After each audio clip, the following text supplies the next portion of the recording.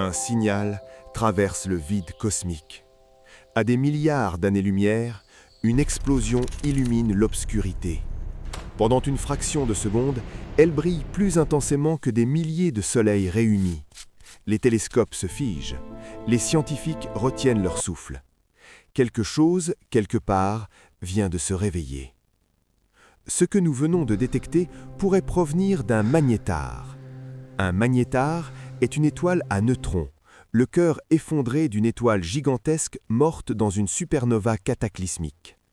Imaginez une étoile plus massive que notre Soleil, qui explose, puis s'effondre sur elle-même jusqu'à devenir une sphère de seulement 20 km de diamètre.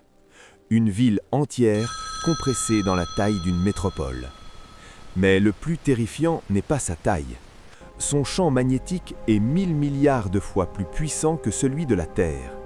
Si un magnétar passait à mi-distance entre la Terre et la Lune, il pourrait effacer les cartes bancaires, détruire nos satellites et désintégrer la structure même des atomes proches de lui.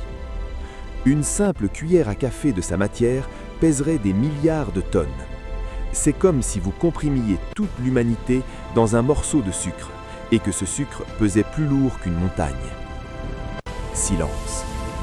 Dans le vide spatial, il n'y a pas de son.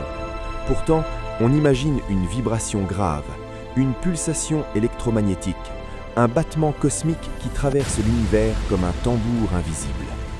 Chaque éruption est une secousse titanesque, capable de libérer en une seconde plus d'énergie que notre Soleil en 100 000 ans. Pourquoi les scientifiques les étudient-ils ? Parce que les magnétars sont des laboratoires naturels de l'extrême. Ils défient nos lois physiques.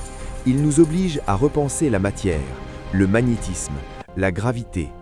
Certains pensent même qu'ils pourraient expliquer certains mystérieux sursauts radio rapides détectés aux confins du cosmos et peut-être éclairer le chemin vers la compréhension des trous noirs.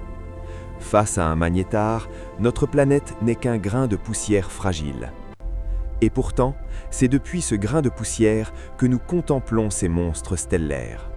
Dans l'immensité glaciale de l'univers, nous sommes minuscules, mais nous sommes capables de comprendre